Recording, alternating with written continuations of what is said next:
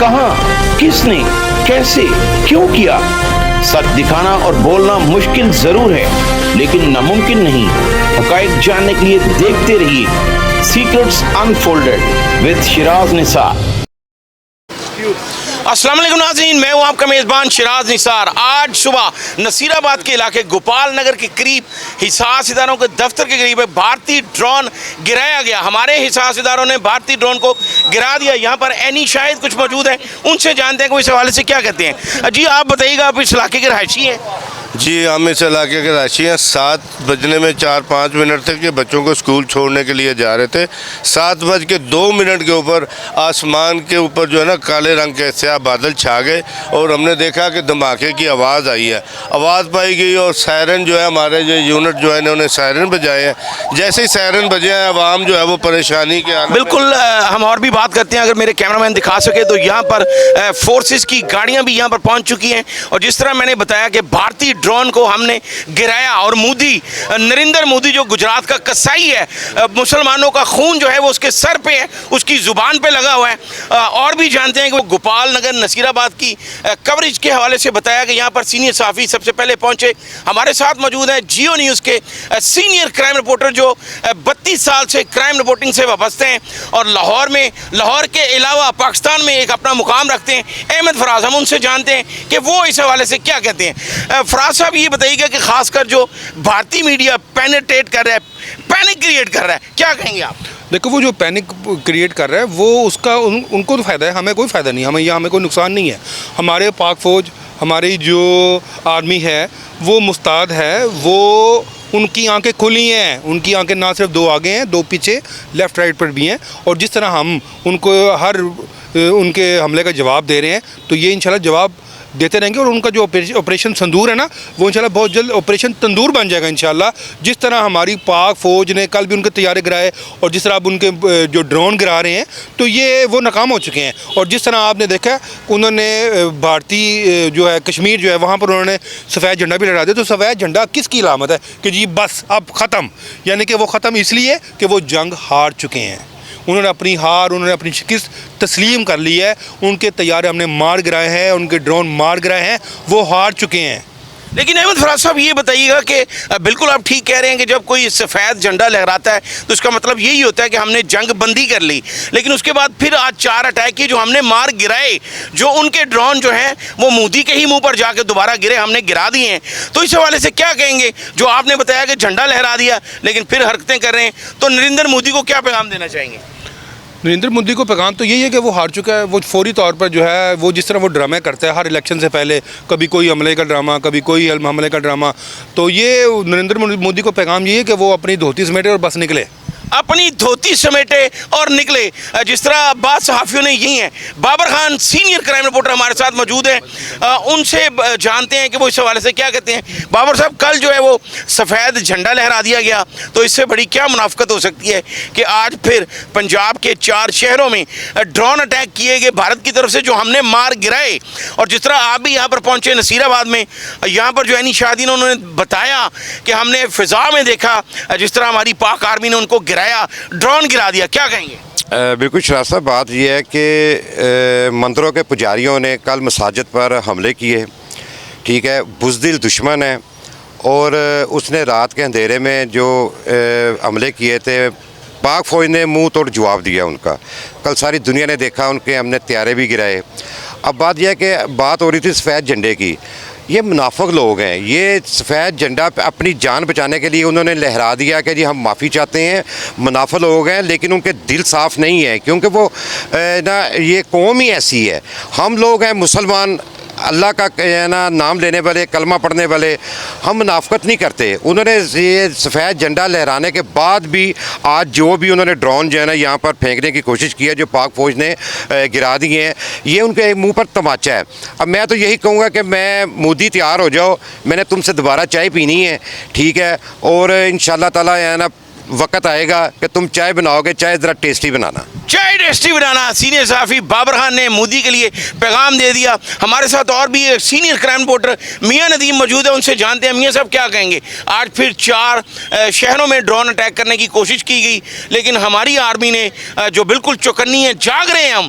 पहले भी हमने उनके 5 त्यारे गिराए और आज 4 ड्रोन गिराए हैं, क्या कहेंगे। शराज साहब, आपका बड़ा शुक्रिया। एक तो आप बहुत प्रोफेशनल जर्नलिस्ट हैं और आपका मैं शुक्रगुजार हूँ, आपने मुझे मदऊ किया। इसमें सबसे जो अहम बात यह है, जो उन्होंने अपना एक मिशन, जिसका मिशन नाम संदूर, वो तो विधवा हो गया।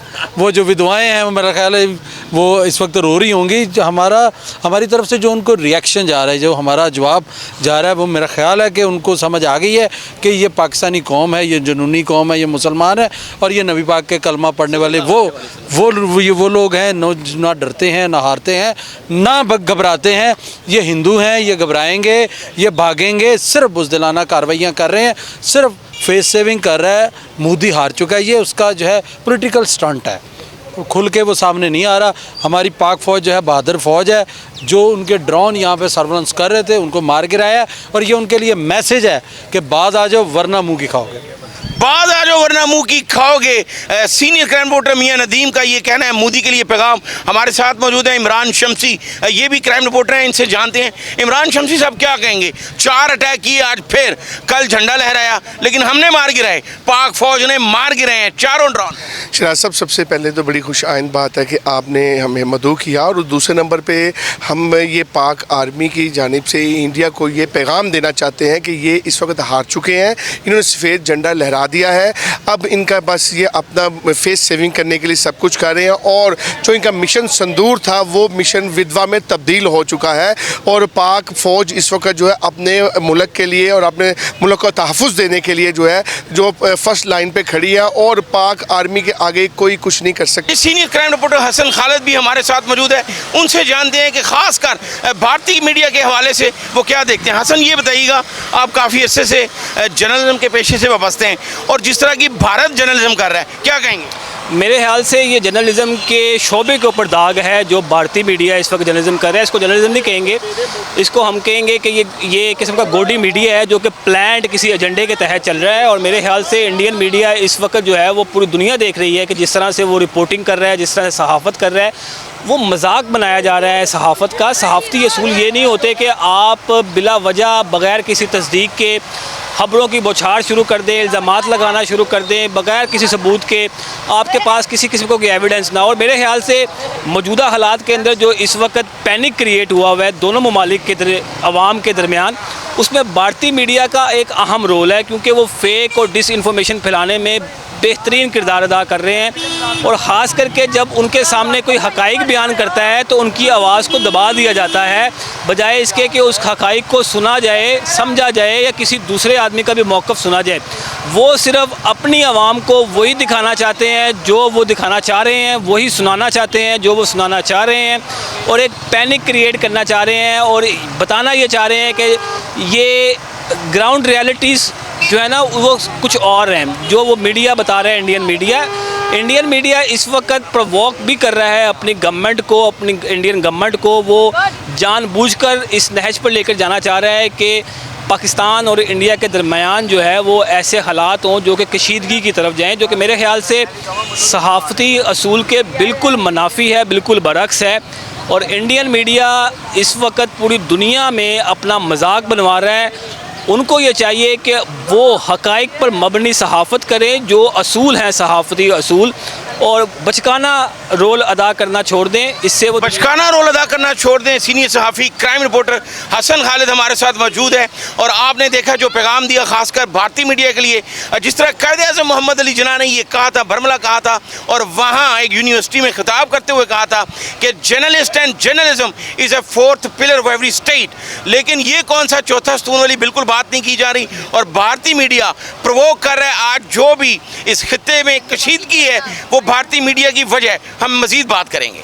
सहाफ़ी फरहान जान बीम जी हमारे साथ मौजूद है, वो भी यहाँ पर पहुँचे और उन्होंने कवरेज की, उससे जानते हैं। फरहान बताइएगा क्या देखा आपने? मैं वहाँ से कलमा चौक हूँ, आवाज़ ज़ोरदार आई है। मेरा जो साथ ड्राइवर था उसने कहा कोई आवाज़ आई है। मैं कहा फिर पीछे मुझे लगी है, अब गाड़ी मोड़े। हमने कलमा चौक से नीचे से यू टर्न लिया है। तो जिस वक्त हम यहाँ आए हैं ना, नुक्कर के ऊपर बिल्कुल LDA जो इनका है, यहाँ पर बहुत ज़्यादा पब्लिक लगी हुई थी। तो यहाँ आके हमने पूछा कि यार यहाँ कोई आवाज़ आई है? उन्होंने कहा हाँ बिल्कुल आवाज़ आई है, अब ये रोड सीधा लेके जाएँ। जिस वक्त हम यहाँ पर पहुँचे तो पब्लिक यहाँ पर सारी गैदरिंग हुई हुई थी, खौफ रास्ता, ख़वातीन कुछ को मैंने रोते हुए देखा। यहाँ से जो फैमिलीज़ है वो मूव करती जा रही थी। यहाँ ये पता चला है कि जो भारतीय ड्रोन था उसको हमने अटैक करके गिरा दिया है, हमने गिरा दिया उसको। बिल्कुल इसी तरह फ़िज़ा के अंदर हमने उसको कहते हैं मारा गया। अब ये ड्रोन है या कुछ और चीज़ है, अल्लाह बेहतर जानता है, लेकिन बहुत ज़्यादा आवाज़ बहुत ज़्यादा तेज़ थी। नाज़रीन, यहाँ पर जो रहायशी बिल्कुल करीब जहाँ पर ड्रोन गिराया हमने, एक नौजवान है, उनसे जानते। क्या नाम बेटा आपका? साइम।